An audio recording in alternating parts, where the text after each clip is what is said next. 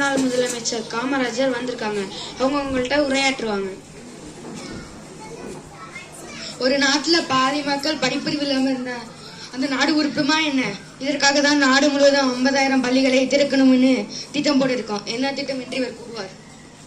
சின்ன பிள்ளைங்க எவ்வளவு தூரம் நடப்பீங்க? 10 பரலாங்க நடப்பீங்க. அதுக்கு மேல நடந்து வந்த களைப்புல தூங்கிடுவீங்க. எப்படி படிப்பீங்க? அதனாலதான் இந்த திட்டம். 1 மைல் தூரத்தில் ஆரம்ப பள்ளி, 3 மைல் தூரத்தில் இடைநிலை பள்ளி, 5 மைல் தூரத்தில் உயர்நிலை பள்ளி. ஒவ்வொரு கிராமத்திலும் இந்த திட்டம் செயல்படும். இந்த திட்டத்தை காமராஜர் அவர்கள் செயல்படுத்துவார். இப்பொழுது தேசிய கீதம் பாடுவோம்.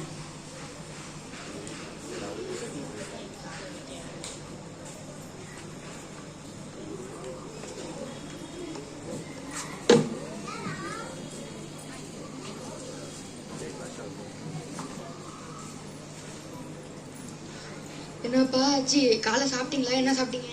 சாப்பிடல. காலையே கூட்டத்தை கூட்டணும்னு பசங்களை சாப்பிட விடாம கூட்டிட்டு வந்துட்டீங்களா? இல்ல சார். ஏன் சாப்பிடல? வீட்டுல சாப்பிட எதுவும் இல்ல.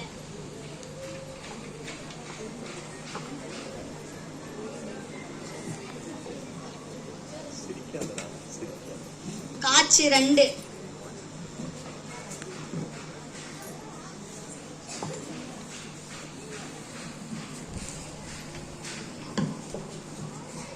இத்தனை பள்ளி ஆரம்பிச்சு என்ன பிரயோஜனம்? எல்லாம் பசியில கல்லுடைக்க போயிடுறாங்க.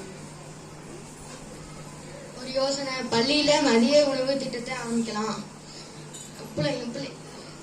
மாணவர்கள் வரத்தாது அதிகமாகும். சரியா? ஏற்கனவே பள்ளிக்காக 10 கோடி ரூபாய் செலவு பண்றோம். இன்னும் மேலும் வேணும். நம்ம நல்லா இருக்கணும், நம்ம சந்ததி நல்லா இருக்கணும், அதான் முக்கியம். உடனே இந்த திட்டத்தை செயல்படுத்துங்க.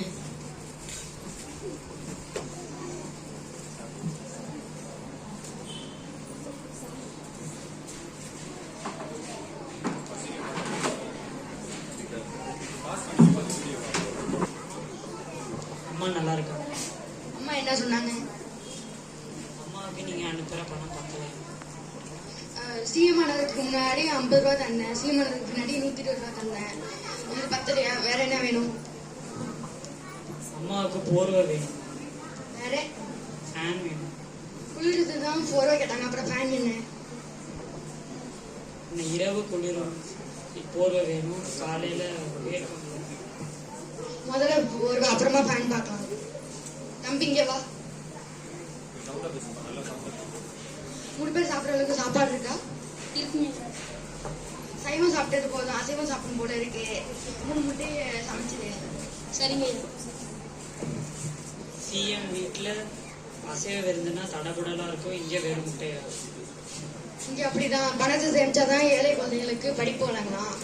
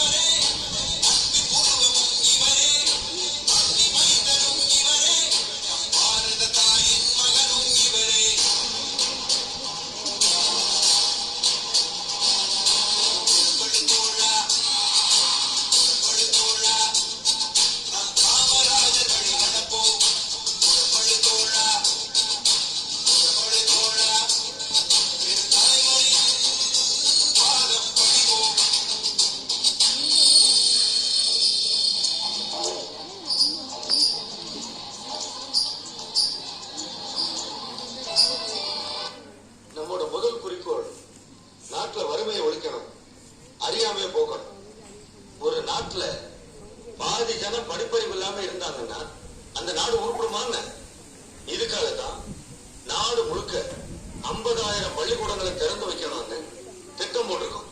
சின்ன பிள்ளைங்க எவ்வளவு தூரம் நடப்பீங்க? 10 பர்லாங் நடப்பீங்க. கஷ்டப்பட்டு 15 பர்லாங் நடப்பீங்க.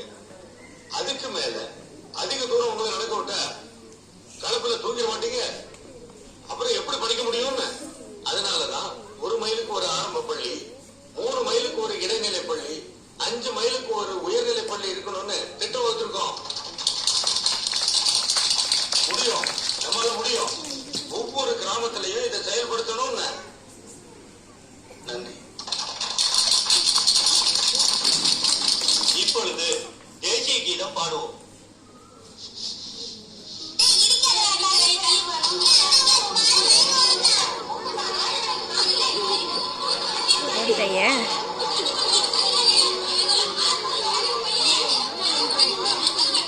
பிள்ளைய தூக்குன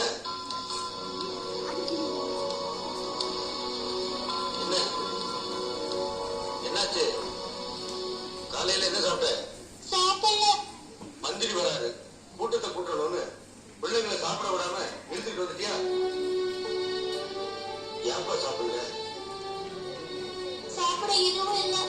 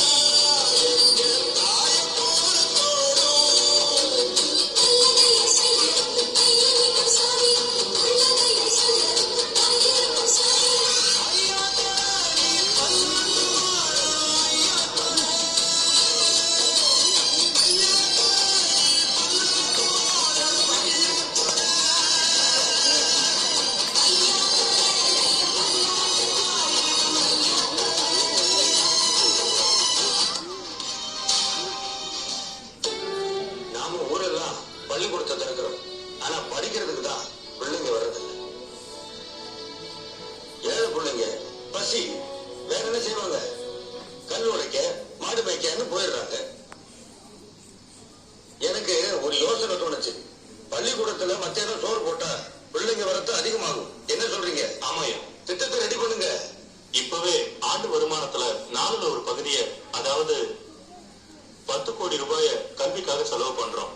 இத இன்னும் அதிகப்படுத்தணும்னா புதுசா வரிகள் விதிக்கிறத தவிர வேற வழியே கிடையாது. புதுசா வரி விதிச்சா ஜனங்களுக்கு அரசு மேல அதிருப்தி ஏற்படும். எப்பவுமே ஓட் பேங்க மனசுல வச்சுக்கிட்டு ஒரு விஷயத்தை பார்க்க கூடாது. மக்களுக்கு நல்லது செய்யணும், நம்ம சந்ததி நல்லா இருக்கணும், அதான் முக்கியம்னு உடனே இந்த திட்டத்தை செயல்படுத்தி ஆகணும். பட்னியோட ஒரு பிள்ளை பள்ளிக்கூடத்துக்கு படிக்கிறதுக்கு வந்தா அந்த பாவம் நம்மளை சும்மா விடுமா ஐயா? இந்த பாருங்க, கவர்மெண்டால எவ்வளவு காலம் முடியுமோ அவ்வளவு காலம் பிள்ளைங்களுக்கு சோறு போட்டு படிக்க வைக்கணும். முடியலங்கிற நிலை வந்தா எங்கிட்ட சொல்லுங்க.